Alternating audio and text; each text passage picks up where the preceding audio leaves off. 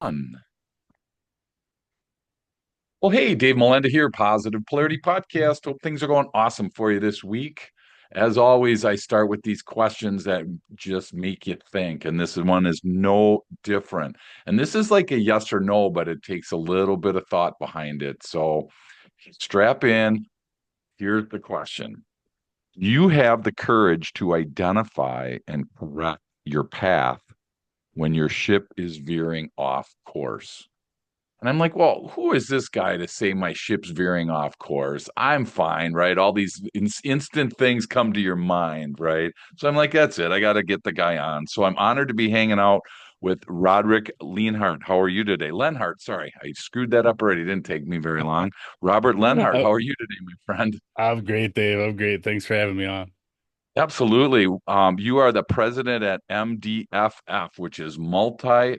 See, my gosh, this has just been my day. I should start over, but that would take 3 minutes out of my life. Fine with So, me. exactly. We're going to do $1 million flip-flops. How about that? Yeah. MDFF. So, fill us in on what is $1 million flip-flops. Uh, I sold my business in 2022 and semi-retired at 42 years old. And I was sitting on a beach in Thailand and I had the crazy idea to write a book.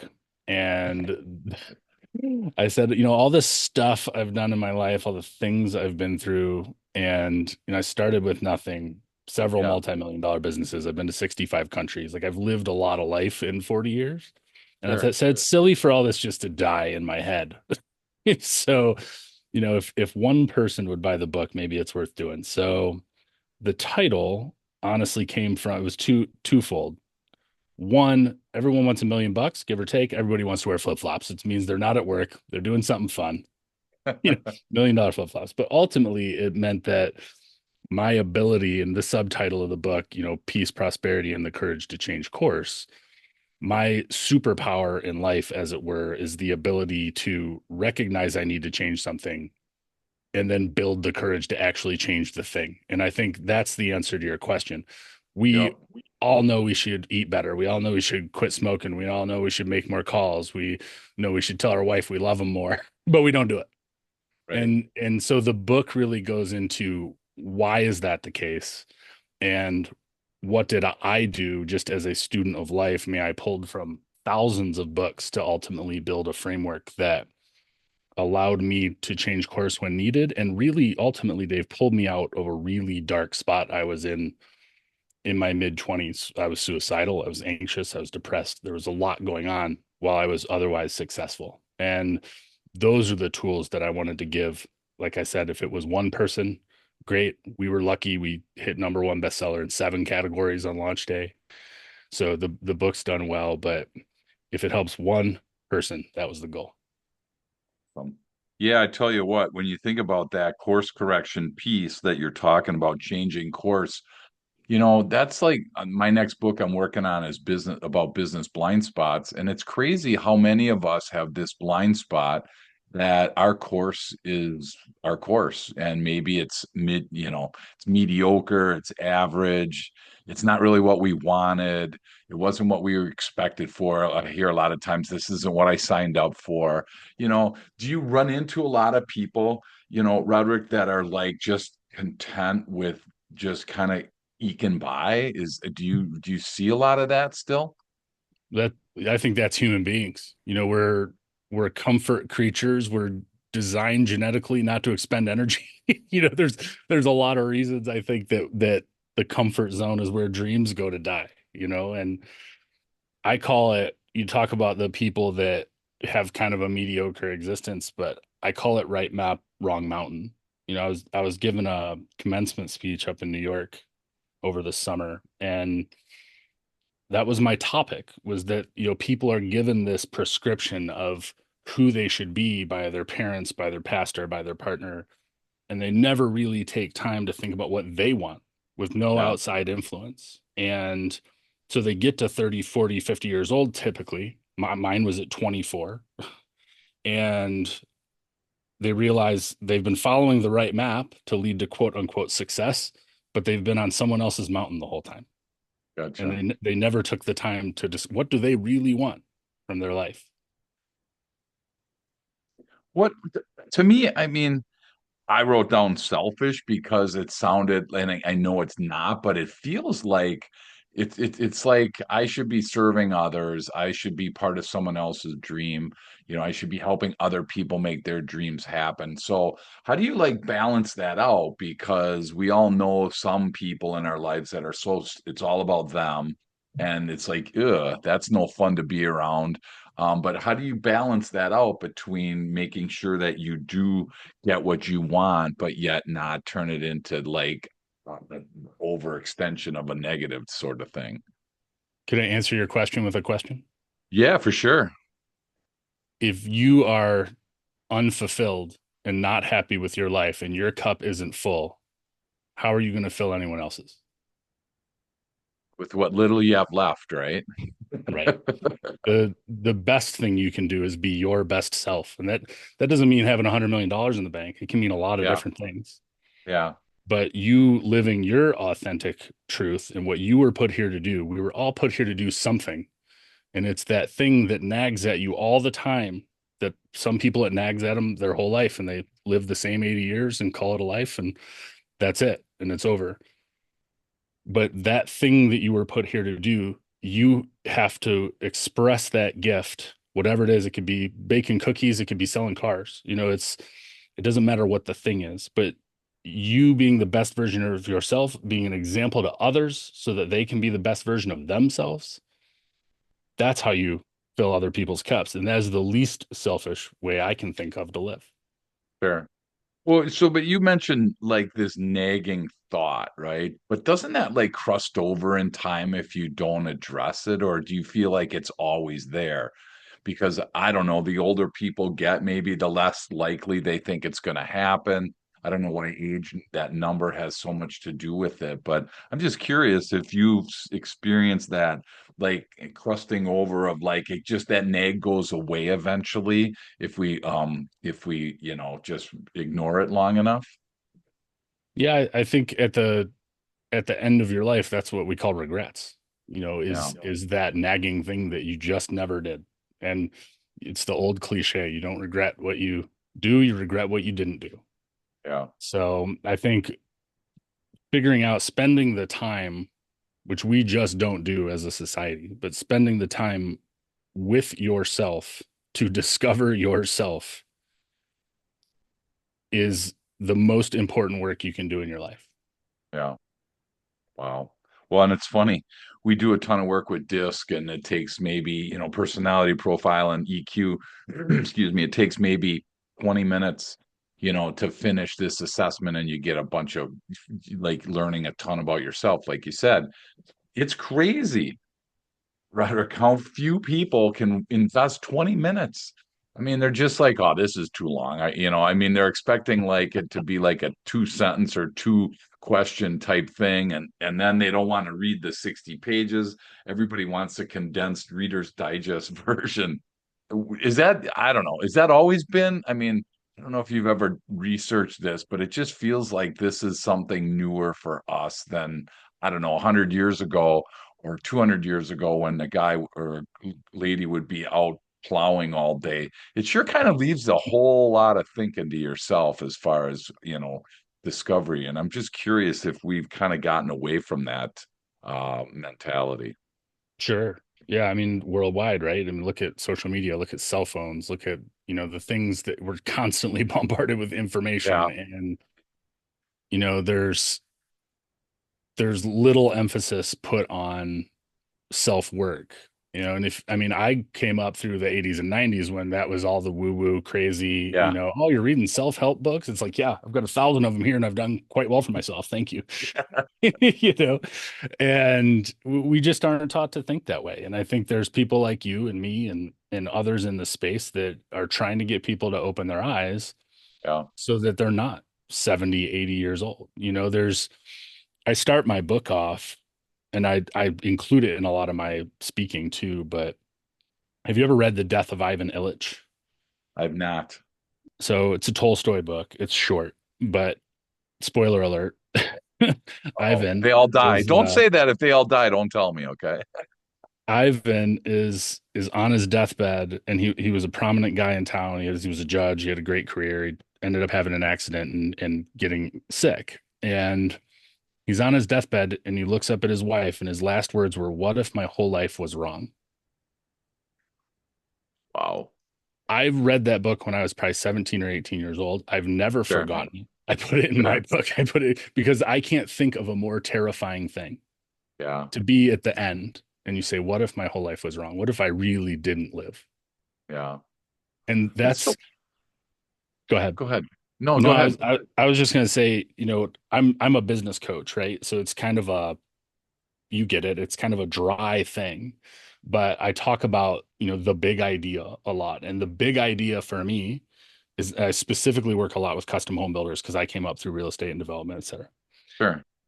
But the big idea is showing them that they can live a life and have a successful business. And they don't have to be retired or 60 or 70 and try to buy back their health or buy back their loved ones that are gone and then experience life. You can do both.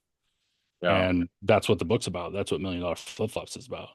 So I think there's a lot of power in just getting people to open their eyes to that because once you see it, you can't unsee it and it won't go away. Can't unring Yeah. the bell, you know. Yeah. No, absolutely. And I think there's so many people listening right now, that are just doing their day to day, and just living for the weekend, living for 5 o'clock, living for that 2 weeks of vacation at the end of their 50 weeks of working, so it's tough, and I think that what we're talking about, here, Roderick, is a lot of times it doesn't feel attainable because I don't own my own business, they're saying, or you don't understand my situation, or blah, blah, blah. So, do you have any simple starting spots for somebody that might be listening right now that's just kind of really caught up in that? What's like a simple thing that we could do to kind of help us start this journey that you're talking about? It's probably, a little bit of tough love, but it's Yoda. There's do or not do. There is no try. If you are constantly looking for reasons to be offended, if you're constantly looking for excuses, they're infinite. Yeah, Every successful person has better excuses than you do for why it wouldn't work. sure. And if that's your mentality, I don't know that you can help those people. And I'm just being Sure. dead No, honest. yep, yeah, absolutely. If you're not problem aware and you see everything as an impossibility, that's the biggest difference between entrepreneurs and everybody else. We look at something as possibilities, and there's going to be challenges, and my job is to figure out the 1,000 challenges that are between where I am and where I want to be. Yeah. And it's why we hire coaches, right? I have a coach. If you are hiring a coach and they don't have a coach, you should fire that coach. All of us Mhm. have somebody that's 5 steps ahead and is Right. sending the elevator back down so that we can learn faster. And well, I don't have my own business. Why? Why can't you start your own business? And if you really want to know the answers, we can find them. Yeah. And it comes down to fear of failure, fear of success, fear of clarity. That's a big one that me and my coach talk about all the time. If I figure out all the answers, well, now I have to do the damn thing. Right. That's scary Yeah. because now it's back Yeah. on me. The results are back Yeah. on me. No, absolutely. And I think that's, like we talked about before we jumped on today, that you're 100 episodes in on your podcast. We're 250 episodes in on ours. Congrats. And like you said, thanks. You said the average, podcast probably lasts about 6 episodes, you Worldwide. know, right? And I realized that, like, I every week I'm like learning like crazy, and you got to do something with what you just learned, like you said, right? It's one thing to read a book and put it back in. I was reading like a book a month for a while, and then I looked at that book and I said, "Did I read it?" And I couldn't even say one thing that I learned at that book. I go, "Whoa, that's just reading to read or reading to clip it off your bucket list, whatever." So I've slowed it way down to really be able to absorb because, again, why bother, going through all this if you can't walk away better than you went into it? So that's awesome. I want to sneak back. Um, to your journey though, and because were you ever in corporate America for yourself? I had well, the bad word of the day, job. I had a Okay. job for about 3 years, Okay. and that's the job is what nearly killed me, Okay. and literally nearly killed me. And I can tell you that story. I was 22, 23 years old. I moved from Michigan to Charleston, South Carolina, and had my own business at that time. I started my first legitimate business when I was 17 and moved into a new neighborhood where behind me they were building new homes. So I'd walk through that park every day and I Okay. would see all these new homes going up. And I eventually stopped in, talked to the salesperson who's still a great friend. Her name's Lane. And she's making $300,000 a year sitting in a model home working 35 hours a week. And I'm like, I see this gravy train. I'm relatively intelligent. I think I could probably do this. Sure. So I end up going to work for them and crushed it. I ended up being a national sales trainer with them, just making gobs of money. And, I grew up with nothing. My entrepreneurial spirit started because if I Sure. wanted a bike or a Nintendo or shoes, I had to figure out how to make the money myself. I had to mow lawns. I Right. had to, do what I had to do. Mom and Yep. dad weren't cutting the checks. Um, so I take this job and I'm making more in a month than my parents ever made in a year. And Wow. I'm absolutely miserable. And I Yeah. don't know why. Yeah. And that's where right map, wrong mountain comes from. I Sure. followed what most people would consider. I had the big house and the picket fence, the 2.5 Sure. dogs, the whole Yep. thing. And I didn't know how to get out of that hole. And it took therapy, it took coaching, it took a lot of reading, and it just took a lot of determination to figure out how I found myself in that place. And I talk about it a lot in the book Yeah. and how to never go back there again. And ultimately that's what the waves method is, which is the core of the book. That's where that Sure. comes from, was to ensure that I never found myself in that spot again. Wow. That's so cool. Well, and I like to have that discussion about like transition from corporate to entrepreneur, because again, there are a lot of people listening right now that have that desire. They have that secret desire to be owning their own business. Sometimes it's a healthy desire. Sometimes it's like, I want to work less. I want to control my own hours. They don't have a clue that it's kind of the opposite. You work Right. more and you really are not in control of anything because your customers are in control of so much. But, you know, um, I love that transition because, again, some people jump.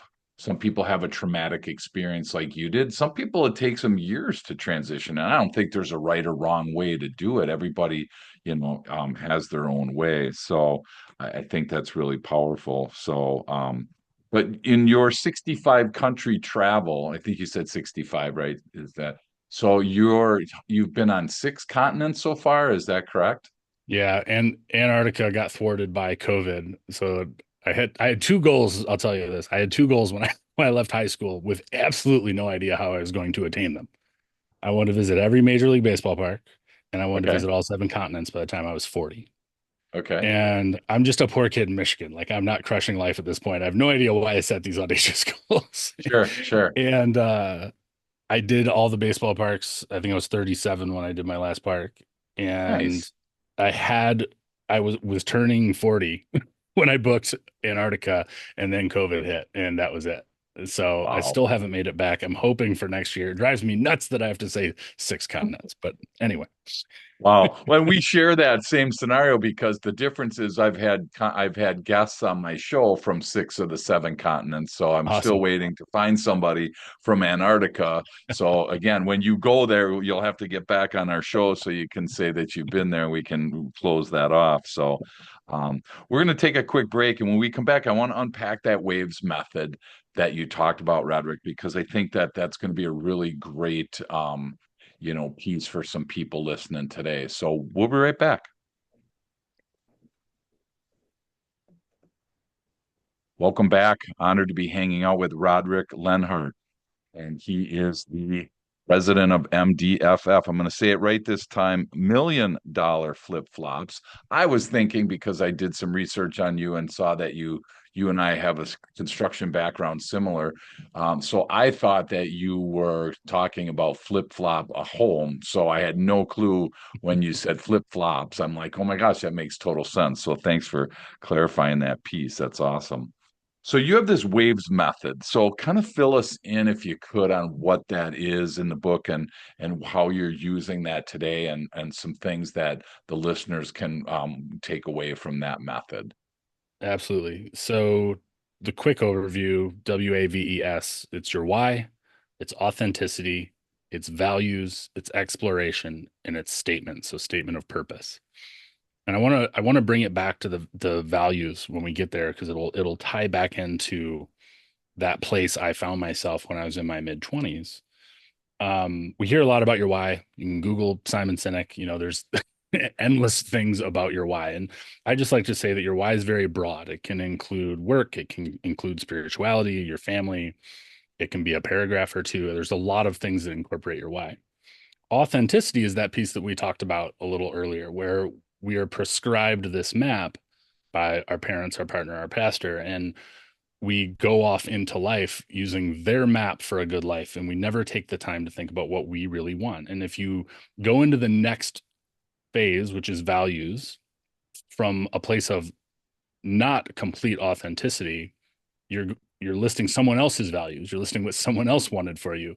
You're listing this aspirational self that may not be your aspirations. And so once we do the values work, we go to exploration, where that's you're looking at the highs and lows of your life, where things are jamming, you're making money, your family's happy, your everything just seems to be working, you feel healthy, you feel good.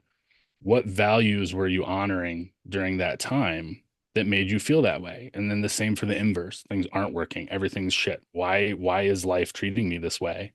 Yeah. What values am I not honoring that is causing me to feel this way? And then ultimately you move to your statement of purpose. And that is a much more succinct one or two sentences for why you're here, what you were put here to do. So when you wake up every day, and I throw people a curveball, I say it can't include money, power, or notoriety. So why are you getting up every day if those three things are off the table? And you get blank stares if I'm doing workshops and you take Sure. those three things away.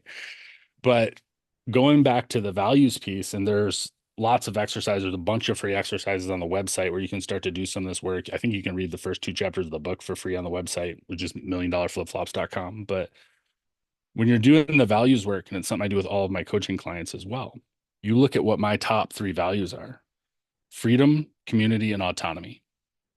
So now put me, whose top values are freedom, community, autonomy, in a model home where I see three people a week.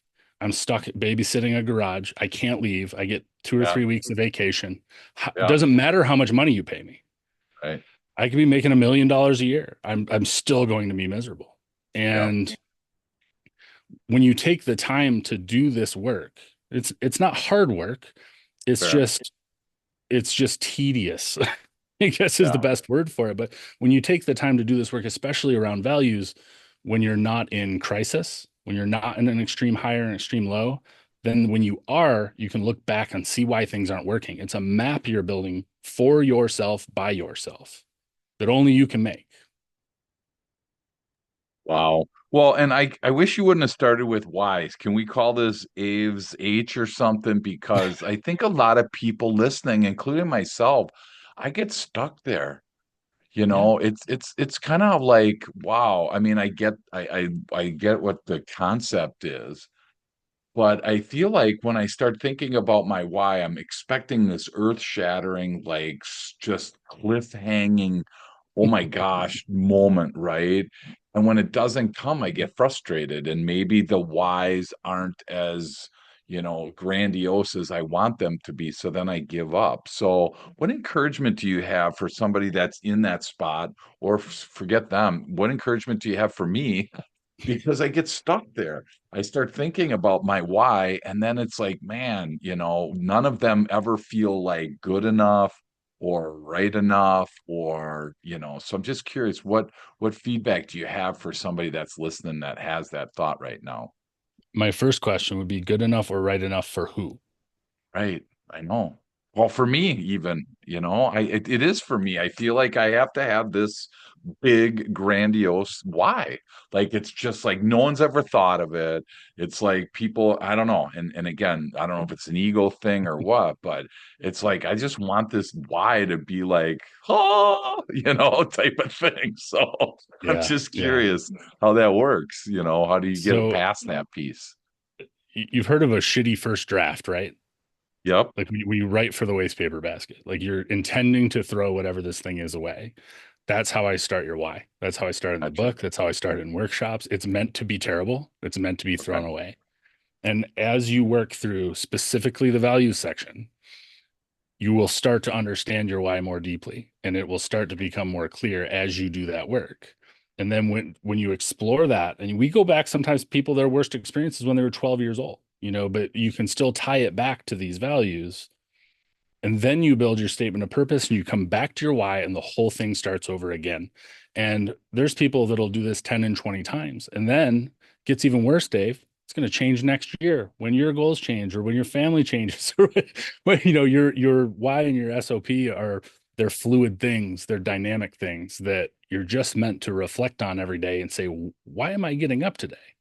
Why am I talking to Dave? So I can make $1 billion? That's not why I'm talking to So they should be written in pencil. I always was thinking, and sorry, we got some work going on, so you might hear some banging in the background. Dave. All I good. always felt like they had to be like they were permanent or they never changed or so obviously writing in them in pencil makes more sense than trying to write them in pen or etch them in stone. I almost feel like the Ten Commandments, right? That's the power that I'm expecting them to be. And when they're not like that, it's just like, well, then obviously the rest of the A, the V, the E, and the S probably aren't going to be workable because I wasn't able to start with a really earth-shattering, life-changing why. So I appreciate that Yeah. you're helping me through that. Exactly the opposite. And I'm quite sure Moses sketched it in the sand a few times before they got the chisel out. So Right? We got to ask them. Well, so then when we get to past the why, then the authenticity. Now, again, I think this is a word that's kind of becoming more and more prevalent than it was back let's say in the 60s and 70s, when my dad was in the workplace and 80s and stuff. I mean, authenticity feels like it's okay for you to have a bad day or it's okay for you not to be your 100% self. And I'm just curious, how do you identify and define authenticity? the best example I can give you in the context of the waves method and in doing this work is when you're working with a parent and you're going through your values, they will invariably put family. If it's not number one, it'll be number two. And as you dig down and you're like a toddler, you know this from coaching people. It's but why? But why? But why? But why is family your number one? Once you're 7 layers deep, you realize family isn't one of their top values, and it doesn't have to Right. be for them to be a good parent. And that's the difference. We're back to filling up your cup first. It's the things that make you a great mom or a great dad are your unique gifts, not because family is is your number. Yeah, of course you care about your kids. Most parents do. That's not what we're after. So I think the authenticity piece is back to it's about you, for you, designed by you. Call it selfish if you want, but that's the only way to do the work is to not have someone else's lens, whether it's your parents or your kids' lens, Yeah. affecting how you do this work. Wow. And a coach, that's the hard part of the coaching too, is you can't instill your lens on somebody else either. You just have to do your best to find ways to just get them to talk about it. So, transition into values then for me, Roderick, what does that look like? Because we've heard that word. A lot of people have mentioned values. They think they know what that means, but what does that word mean to you in this waves method?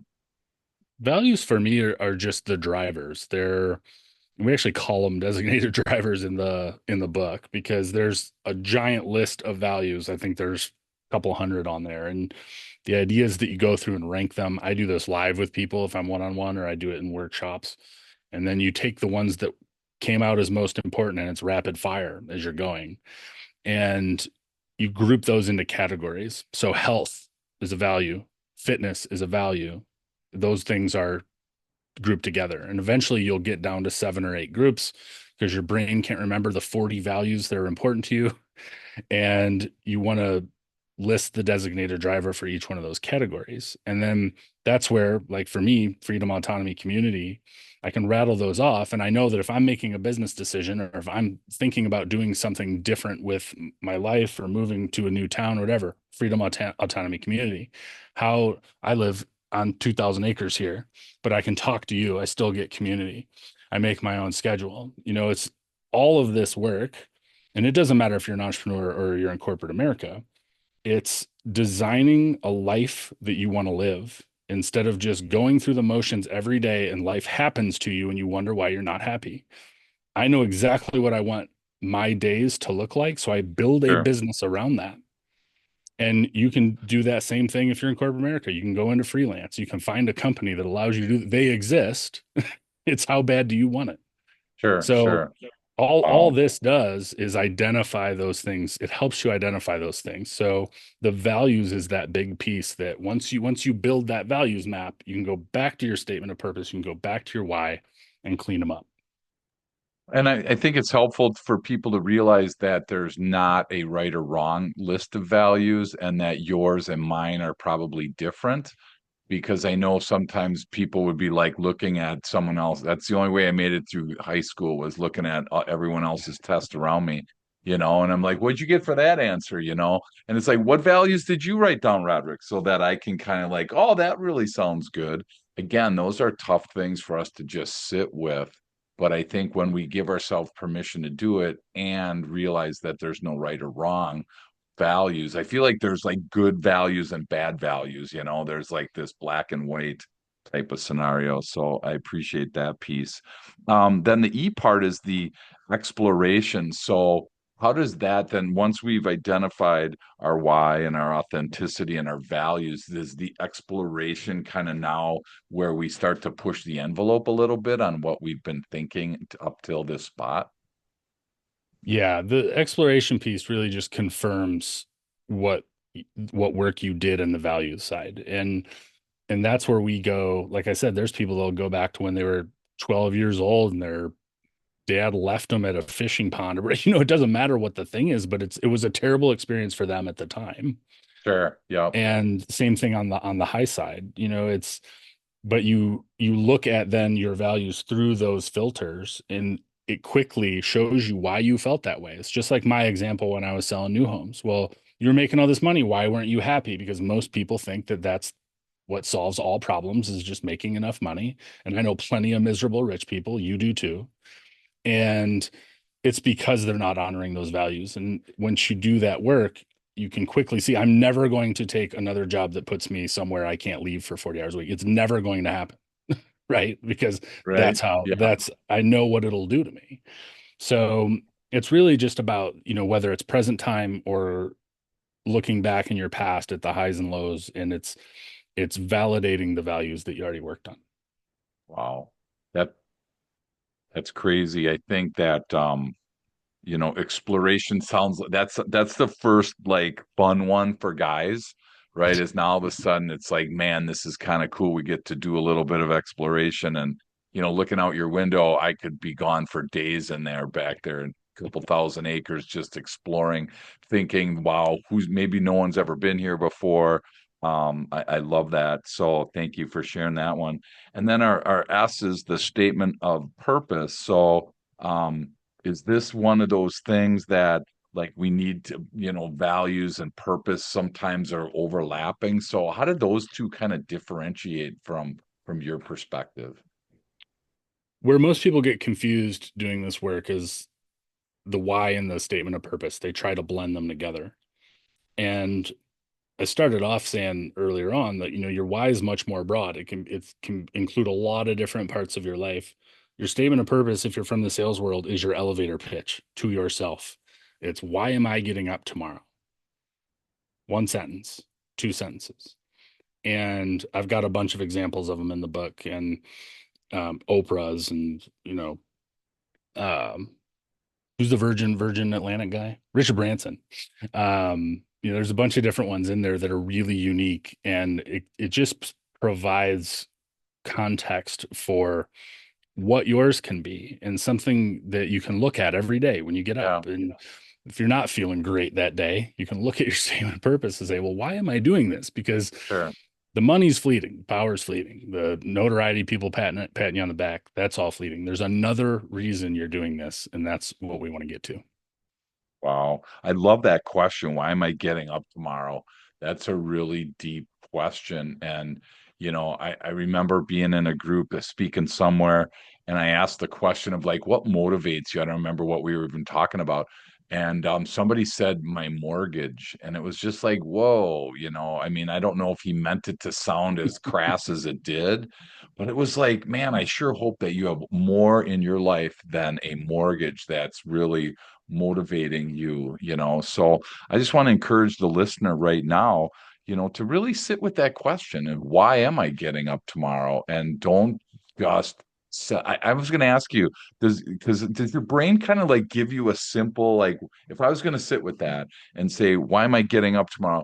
Does your brain, Roderick, kind of give you a first, like, an easy answer to kind of answer it, hoping that you don't go deeper? Because I feel like I would come up with a simple little because type answer and then try to move about my day without going deeper on that. I feel like that's my brain protecting me, and I'm just curious what your thoughts are. I would argue that your ego gives the first answer. Oh, okay. So once you can get past that, which is what all the prior work helps you do, you're diving deep in that prior work. That's why statement of purpose isn't first. Yeah, You've got a lot of reference and a lot of experience and a lot of things you've written down when you go to craft that final statement. So, sure. and it's why I say it can't involve money, power, or notoriety. All Wow. right, well, the mortgage is off the table then, bud, and your Yeah. tombstone will not say I paid off my mortgage. Yeah, That's exactly. that's I what I was was here debt to do. free, thank you. Yeah, exactly. Is that Waves method in your book then for people listening? Is that the Yeah. spot for them to really learn more and to grab a copy? So the Yep. book is called $1 Million Flip Flops: Peace, Prosperity, and the Courage to Change Course in Life and Business. And now I know what flip flops are. Again, I was thinking house flipping. So that's fantastic. Couple questions before I let you go. I'm just curious on your end. Are you do some donation and encourage other people to do some donation of profits to charity and things. I'm just curious what kind of led you to that, and how did you get to that spot for yourself? So the book, the journal, everything we do here, 100% of it's donated. And our foundation is Send a Student Leader Abroad, SASLA, not salsa, Yeah, I sasla.org. saw that. I was like, man, you're making me hungry now for Mexican food. I saw, but then I'm like, oh, it's Sasla. So Yeah. So Send a Student Leader Abroad. And there's some really, I know we're out of time, but there's some really exciting stuff happening on that front. We had 100 schools apply to be our pilot school, and we had two or 300 kids over the last Thursday and Friday grabbed the flyer to wow, participate in this program. And my goal, big part of my why, is I want to send 1 million kids on trips abroad in my wow, lifetime. that's cool. And to give you reference, that's about a $5 billion goal. And but it's happening. It was an idea in my head at the same Sure, time we started writing the book, and nice. now it's a real thing, and real kids are applying, and we're gonna be sending our first kids soon. It's a school in Katy, Texas, Wow, that's and so cool. it's so exciting. Like I have chills telling you about it, and I could go on for hours, but there's something about travel, and you know this, that you can't learn in a textbook. You can't learn watching a documentary. It Sure. teaches you Yep. empathy that you can't otherwise get. And Great. my whole goal for this is the concept of there is no them, there's only us. And all 7, 8 billion of us want basically the same things. And when you get out of, there's so many people that have never left their state, or you certainly never left the country. You quickly realize there is no them. They're just like you on the other side of the earth. And now it's a lot harder to hate this anonymous face on the other side of the Sure. planet. Wow, And that's if, awesome. yeah, if we can give that experience to kids that are otherwise not having that conversation, Sure. couldn't afford a trip like that, And then Sure. they take that experience back to a community that's not having that conversation. That's what we want, the ripple effect. Wow, that's awesome. And I think that obviously, that's in your why. It creates your authenticity, values are involved. Then you get to explore that, and then that becomes your statement of purpose. So I love how that fits in to that waves piece. That's fantastic. So first, what would your tip of the day be today, Roderick, for somebody listening? Maybe it's something you covered, maybe it's something that's still you have to get out of you and on your heart still. So what would you say your tip of the day is? Can it be a quote? Sure, it can be whatever you want, my friend. So it's a Thoreau quote. It is tattooed on my arm. It is has been on it's on every profile right now. If you go to LinkedIn, it's there. And actually, last Thursday, I was at Thoreau's grave up in Concord, Massachusetts. It was the first time I was able to visit up there, which was amazing. But it is the cost of anything is the amount of life you exchange for it. Wow. Oh my gosh. We don't even need to explain that, right? Just say it one more time. The cost of anything is the amount of life you exchange for it. Wow. Oh my gosh, what a great spot to put a bookmark in. I feel like we're going to have to pick this up in a future because I'm all now interested in sending a student leader abroad. Love to hear more about that. You have a podcast, the $1 Million Flip Flops podcast. You just celebrated your 100th episode for anyone listening that enjoys podcasting, please check that out. Also check out the book $1 Million Flip Flops, and you can go to $1 Million Flipflops.com. If somebody wants to connect with you, if something spurred them on today, there's a question, something they want to ask you, what's the best way for people to connect with you? Either LinkedIn, Rodric, Rodric, no E, no K, Lenhart. And I'm Roderick Lenhart on Instagram as well. Awesome. Perfect. Well, I am so excited to be able to unpack this with you. Thank you for sharing this. I got notes again, so now I got to do something with this. So I was hoping you'd give me a get out of jail free card and just be like, Dave, take the day off, but never happens on the show, never happens on yours. So thank you.